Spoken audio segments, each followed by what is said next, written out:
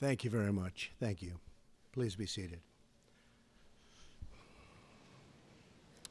Vice President Pence, Secretary of State Tillerson, members of the Cabinet, General Dunford, Deputy Secretary Shanahan, and Colonel Duggan.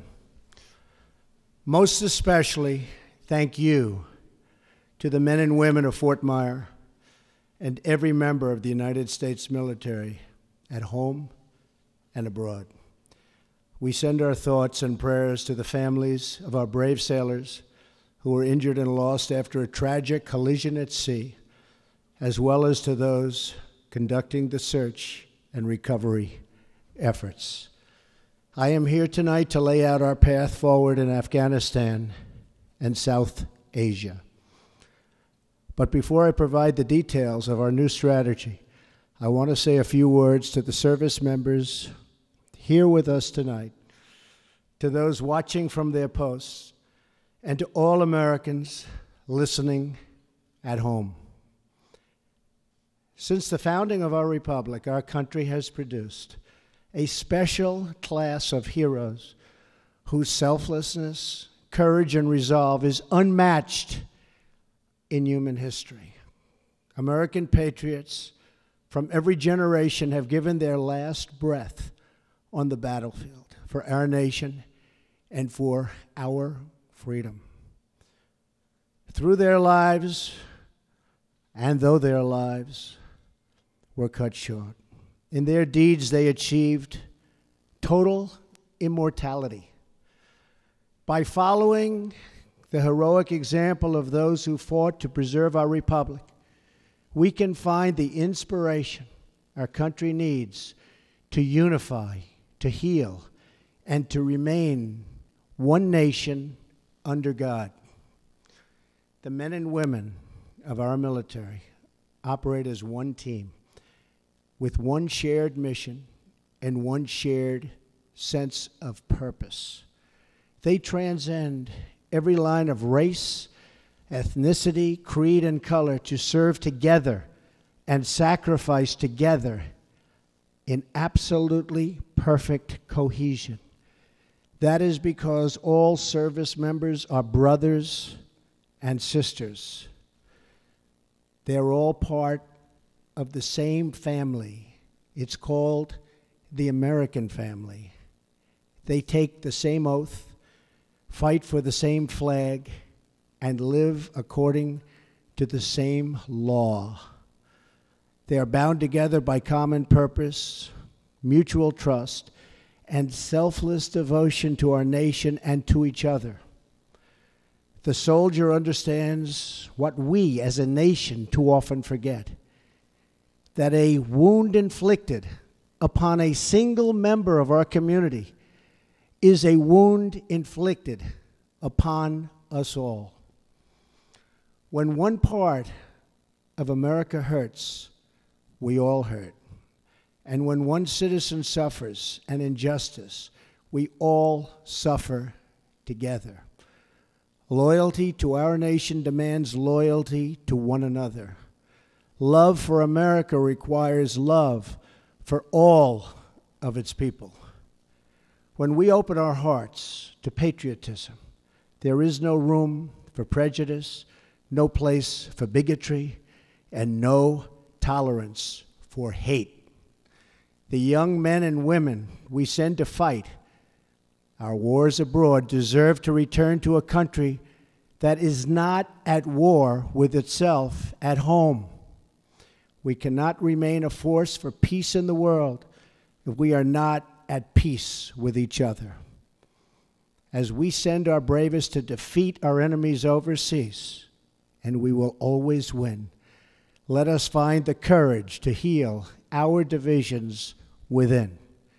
Let us make a simple promise to the men and women we ask to fight in our name, that when they return home from battle, they will find a country that has renewed the sacred bonds of love and loyalty that unite us together as one.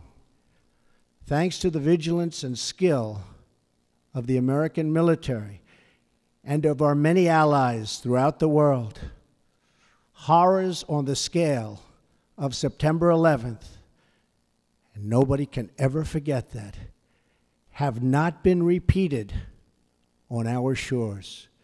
But we must acknowledge the reality I am here to talk about tonight, that nearly 16 years after September 11th attacks, after the extraordinary sacrifice of blood and treasure, the American people are weary of war without victory. Nowhere is this more evident than with the war in Afghanistan, the longest war in American history, 17 years. I share the American people's frustration.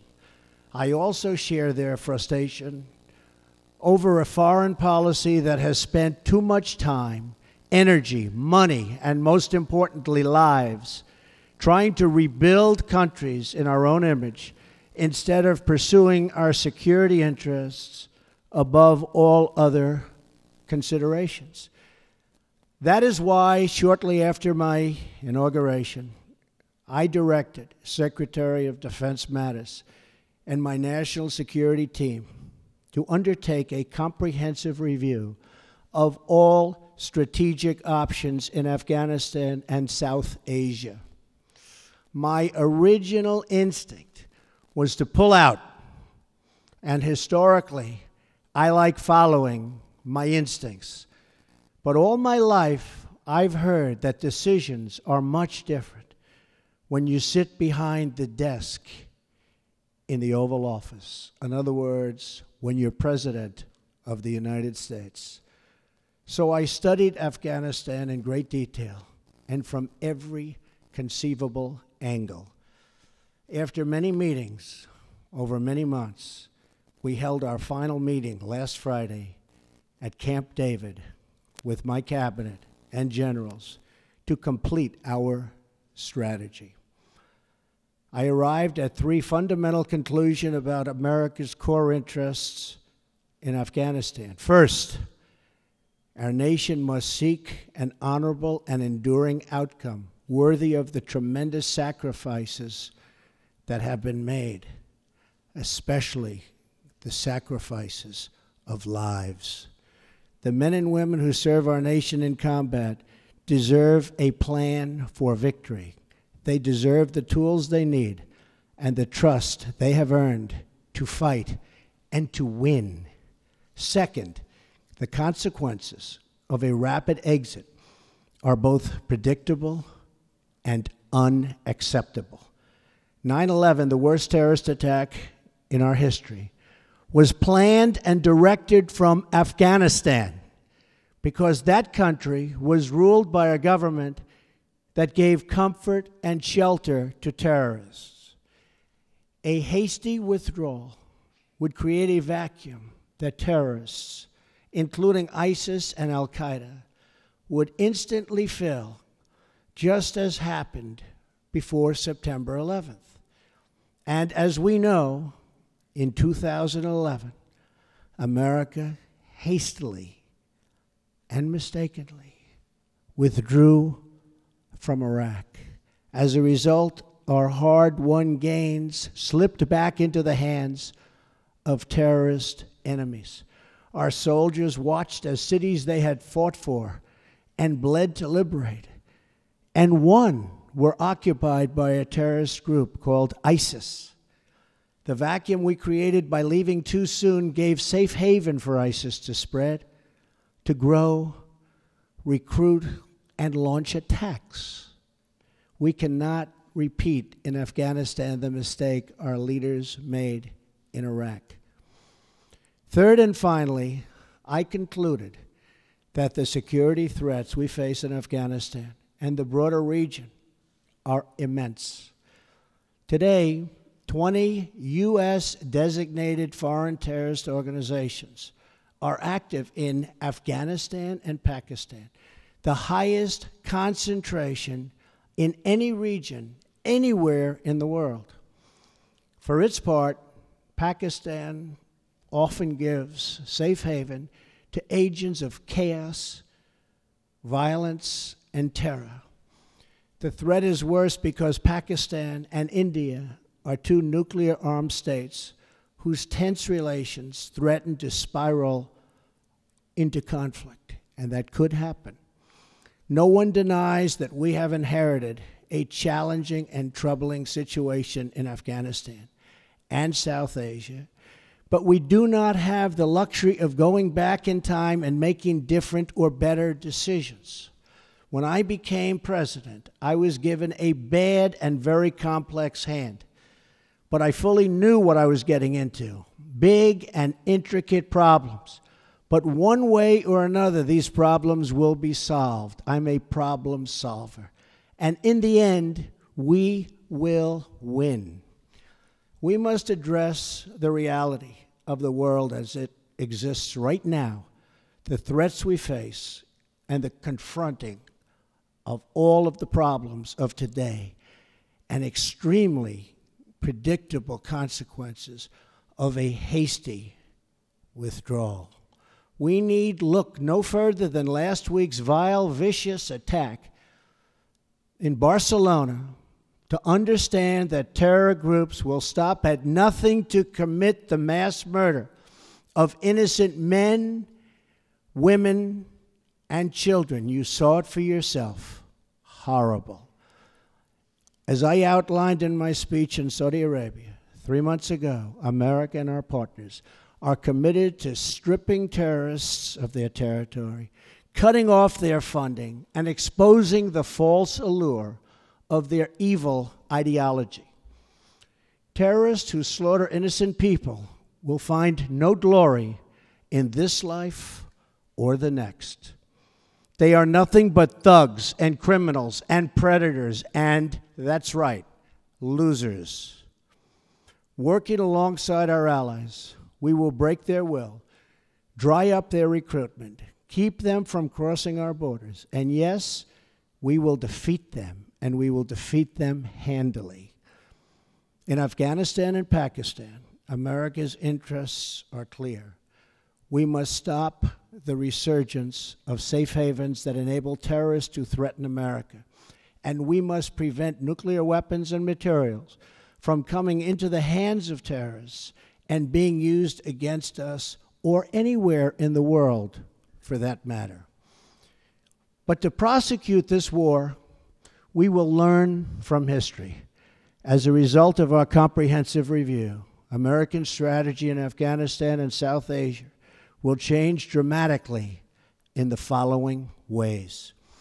A core pillar of our new strategy is a shift from a time-based approach to one based on conditions. I've said it many times, how counterproductive it is for the United States to announce in advance the dates we intend to begin or end military options. We will not talk about numbers of troops or our plans for further military activities. Conditions on the ground, not arbitrary timetables, will guide our strategy from now on. America's enemies must never know our plans or believe they can wait us out. I will not say when we are going to attack, but attack we will. Another fundamental pillar of our new strategy is the integration of all instruments of American power, diplomatic, economic, and military, toward a successful outcome. Someday, after an effective military effort, perhaps it will be possible to have a political settlement that includes elements of the Taliban in Afghanistan. But nobody knows if or when that will ever happen. America will continue its support for the Afghan government and the Afghan military as they confront the Taliban in the field. Ultimately, it is up to the people of Afghanistan to take ownership of their future, to govern their society, and to achieve an everlasting peace. We are a partner and a friend, but we will not dictate to the Afghan people how to live or how to govern their own complex society. We are not nation building again. We are killing terrorists.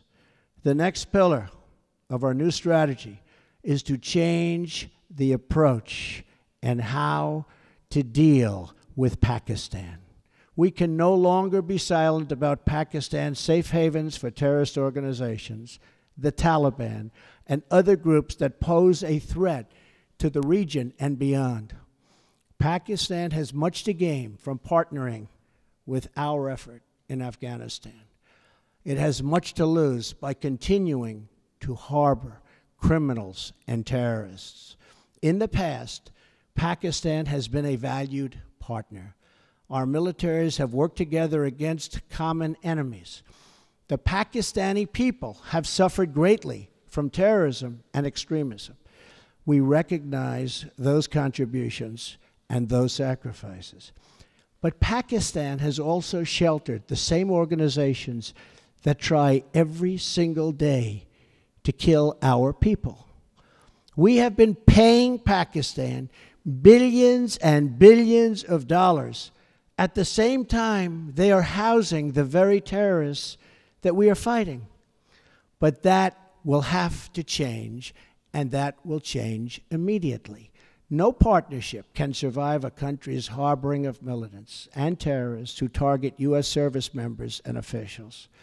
It is time for Pakistan to demonstrate its commitment to civilization, order, and to peace.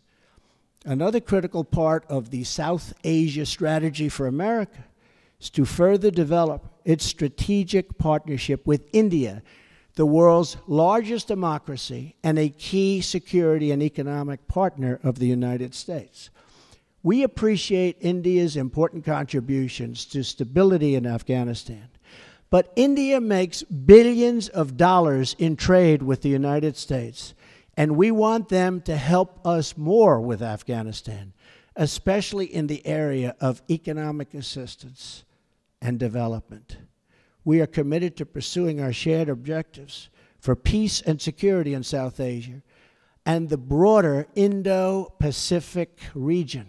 Finally, my administration will ensure that you, the brave defenders of the American people, will have the necessary tools and rules of engagement to make this strategy work and work effectively and work quickly. I have already lifted restrictions the previous administration placed on our warfighters that prevented the Secretary of Defense and our commanders in the field from fully and swiftly waging battle against the enemy. Micromanagement from Washington, D.C. does not win battles. They are won in the field, drawing upon the judgment and expertise of wartime commanders and frontline soldiers, acting in real time with real authority and with a clear mission to defeat the enemy. That's why we will also expand authority for American armed forces to target the terrorist and criminal networks that sow violence and chaos throughout Afghanistan. These killers need to know they have nowhere to hide, that no place is beyond the reach of American might and American arms. Retribution will be fast and powerful as we lift restrictions and expand authorities in the field. We are already seeing dramatic results in the campaign to defeat ISIS, including the liberation of Mosul in Iraq. Since my inauguration, we have achieved record-breaking success in that regard. We will also maximize sanctions and other financial and law enforcement actions against these networks to eliminate their ability to export terror. When America commits its warriors to battle, we must ensure they have every weapon to apply swift, decisive, and overwhelming force. Our troops will fight to win. We will fight to win. From now on, victory will have a clear definition: attacking our enemies, obliterating ISIS, crushing al-Qaeda, preventing the Taliban from taking over Afghanistan, and stopping mass terror attacks against America before they emerge. We will ask our NATO allies and global partners to support our new strategy with additional troop and funding increases in line with our own. We are confident they will. Since taking office, I have made clear that our allies and partners must contribute much more money to our collective defense, and they have done so. In this struggle, the heaviest burden will continue to be borne by the good people of Afghanistan and their courageous armed forces. As the Prime Minister of Afghanistan has promised, we are going to participate in economic development to help defray the cost of this war to us. Afghanistan is fighting to defend and secure their country against the same enemies who threaten us. The stronger the Afghan security forces become, the less we will have to do. Afghans will secure and build their own nation and define their own future. We want them to succeed, but we will no longer use American military might to construct democracies in faraway lands or try to rebuild other countries in our own image. Those days are now over. Instead, we will work with allies and partners to protect our shared interests. We are not asking others to change their way of life, but to pursue common goals that allow our children to live better and safer lives. This principled realism will guide our decisions moving forward. Military power alone will not bring peace to Afghanistan or stop the terrorist threat arising in that country. But strategically applied force aims to create the conditions for a political process to achieve a lasting peace. America will work with the Afghan government as long as we see determination and progress. However, our commitment is not unlimited, and our support is not a blank check. The government of Afghanistan must carry their share of the military, political, and economic burden. The American people expect to see real reforms, real progress, and real results. Our patience is not unlimited. We will keep our eyes wide open. In abiding by the oath I took on January 20th, I will remain steadfast in protecting American lives and American interests. In this effort, we will make common cause with any nation that chooses to stand and fight alongside us against this global threat. Terrorists, take heed. America will never let up until you are dealt a lasting defeat.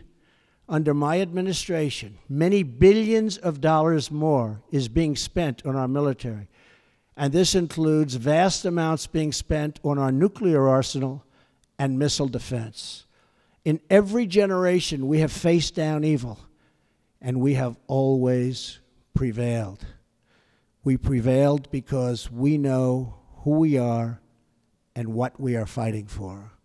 Not far from where we are gathered tonight, hundreds of thousands of America's greatest patriots lay in eternal rest at Arlington National Cemetery.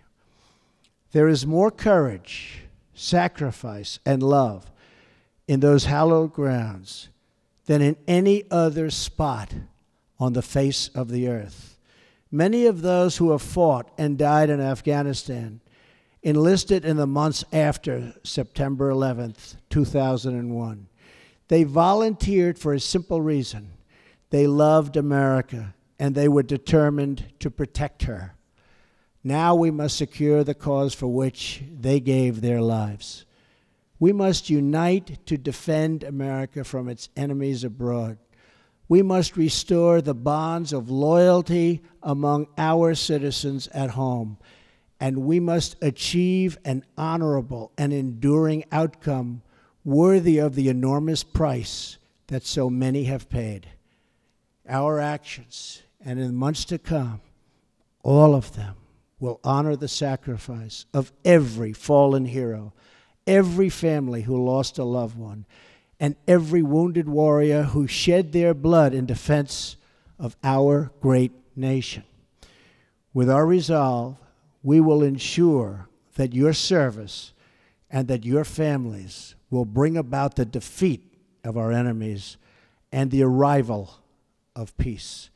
We will push onward to victory with power in our hearts, courage in our souls, and everlasting pride in each and every one of you. Thank you. May God bless our military, and may God bless the United States of America. Thank you very much. Thank you.